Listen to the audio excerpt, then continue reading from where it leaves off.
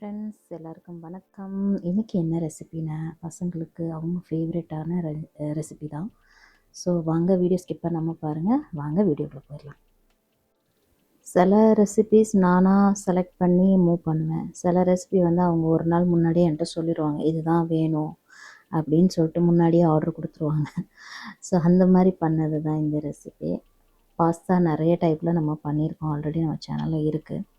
So இது வந்து நல்லா ஜூஸியாக சீஸாக நல்லா பேக் பண்ணி எடுக்கிற அளவுக்கு அந்த மாதிரி நல்லா க்ரன்ச்சியாக எடுக்கலாம்.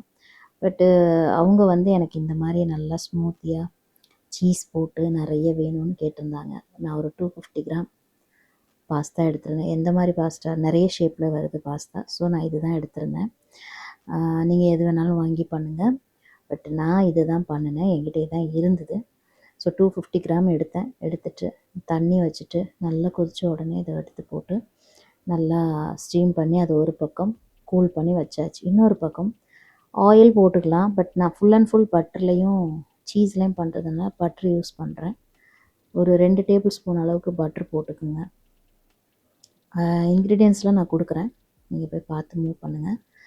ஸோ 2 டீஸ்பூன் அளவுக்கு போட்டுட்டு ஒரு 2 டீஸ்பூன் அளவுக்கு நல்லா நறுக்கிய பூண்டு அதையும் அதில் போட்டுடலாம் அந்த இதோட.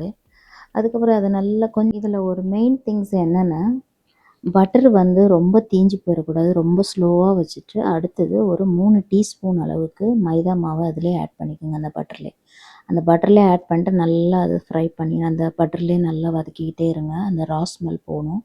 அதுக்கப்புறம் அந்த ரா ஸ்மெல் போன அப்புறம் நான் எடுத்த மெஷர்மெண்ட்டுக்கு நான் இதை மெஷர்மெண்ட் சொல்கிறேன். கொஞ்சம் அதிகமாகச்சுனாலும் என்ன ஆயிரும்னா, இந்த சிரப் வந்து நம்மளுக்கு ஒரு மாதிரி ரொம்ப கட்டியாக டைட் பண்ணிடும். ஸோ அந்த நீங்கள் எக்ஸ்ட்ராவாக போட்டுறாதீங்க. கொஞ்சம் கம்மியாக இருக்குது மெதுவாக இருக்குன்னு கரெக்டாக போடுங்க. 3 டீஸ்பூன்னா 3 டீஸ்பூன் அதை போட்டுட்டு நல்லா வதக்கிட்டு 1/2 லிட்டர் காய்ச்சின பால் வச்சுருக்கேன். ஸோ அந்த காய்ச்சின 1/2 லிட்டர் பாலை இதில் ஊற்றிட வேண்டியதான். ஊற்றிட்டு நல்லா கொதித்து அந்த ஸ்மெல்லெல்லாம் இதுவாகிட்டு இருக்கும்போது ஒரு 3 மினிட்ஸ் நல்லா குக்காக விடுங்க. அதுக்கப்புறம் நல்லா மிக்ஸ் பண்ணுங்கள், கட்டி விடக்கூடாது. மிக்ஸ் பண்ணிவிட்டு அதுக்கப்புறம் அதில் கொஞ்சம் சால்ட்டு ஆட் பண்ணிக்கோங்க. அடுத்தது நம்ம ஸ்பைசிக்கு என்ன கொடுக்குறோன்னா, நான் ஒரு சிட்டிகை வந்து முழு பெப்பரை நல்லா இடிச்சிருக்கேன். அதே மாதிரி இந்த பீட்சாவுக்கெலாம் போடுவோம்ல அது எடுத்திருக்கேன்.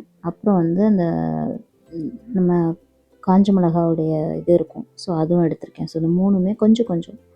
பட் இதில் அதிகமாக எடுத்துருக்கிறது எதுனா அந்த பீட்சாவுடைய அந்த பவுட்ரு தான். இது வந்து எப்படின்னா, நம்மளுக்கு ஸ்பைசி வேணும்னா நீங்கள் பெப்பர் ஆட் பண்ணுங்கள். இல்லை எனக்கு ஸ்பைசியே வேண்டாம், மைல்டாகவே இருக்கட்டும் அப்படின்னா உங்களுக்கு அந்த பீட்சா இதுவும் அந்த சில்லி ஃப்ளெக்ஸுமே போதும், 2மே போதும். பட் எனக்கு கொஞ்சம் பெப்பர் வேணும்னு தோணுச்சு. கொஞ்சம் ஸ்பைசியாக இருக்கட்டும், லைட்டாக கொஞ்சம் இடித்து அதையும் அந்த சாஸோடே சேர்த்துட்டு அதுக்கப்புறம் நம்ம ஸ்டீம் பண்ணி வச்சு ரெடியாக இருக்கு இல்லையா பாஸ்தா, அதையும் இதில் போட்டுருவோன்னு தான். போட்டுட்டு நல்லா மிக்ஸ் பண்ணிவிட்டு ஒரு 2 மினிட்ஸ் விட்டுருங்க. அதுக்கப்புறம் கொஞ்சம் நேரம் ரெஸ்ட் விட்டுட்டு அதுக்கப்புறம் நீங்கள் டப்பாவில் சர்வ் பண்ண வேண்டியதான். சீஸ் வந்து இதிலே போடலாம், பட் எனக்கு இதில் வேண்டான்னு சொல்லிட்டு நான் என்ன பண்ணேன், பாக்ஸில் போட்டு அவனில் வந்து ஒரு நல்லா கொஞ்சம் பேக் பண்ணுற மாதிரி எடுத்தேன். ஸோ அவங்களுக்கு வந்து சொல்லிட்டாங்க, எனக்கு மேலே ப்ரௌனாலாம் இருக்கக்கூடாது, ஒயிட்டாக இருக்கணும். ஸோ அதனால் லைட்டாக ப்ரௌன்லாம் வராமல் மெதுவான அந்த ஒயிட்லேயே இருக்க மாதிரி அந்த சீஸ் மெல்ட்டும் ஆகிருக்கணும், அதே மெல்ட் ஆகாத மாதிரியும் இருக்கணும். அந்த மாதிரி பண்ணி ஸோ பேக் பண்ணி கொடுத்தேன். இது அவங்களுடைய ஃபேவரெட் வேறு, அதனால் ஓகே எப்போவாது ஒரு வாட்டி நோ ப்ராப்ளம்னு சொல்லிட்டு இன்றைக்கி பண்ணி கொடுத்துருக்கேன். ஸோ அதனால் கிட்ஸு ஃபேவரெட்டுன்னு சொல்லும்போது அவங்களுக்கு என்னென்ன பிடிக்கும்னு பார்த்து பண்ணுறது. ஸோ இந்த மாதிரி சீஸ் மேலே லாஸ்ட்டாக இது அதிலே போட்டோன்னா நல்லா மெல்ட் ஆகி நல்லா இந்த பீட்சாவில் இழுக்கும்போது வரும்ல அந்த மாதிரி வரும். பட் அது எனக்கு பிடிக்காது, ஒரு மாதிரி இருக்கும்.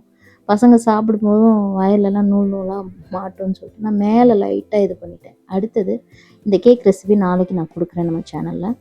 ஸோ இது நான் என்ன பண்ணிட்டேன், நார்மல் வெண்ணிலா கேக் மாதிரி பண்ணிவிட்டு பீஸ் போட்டுட்டு சாக்லேட் வந்து டபுள் பாயர் அளவுக்கு வச்சு அது மாதிரி பண்ணேன்.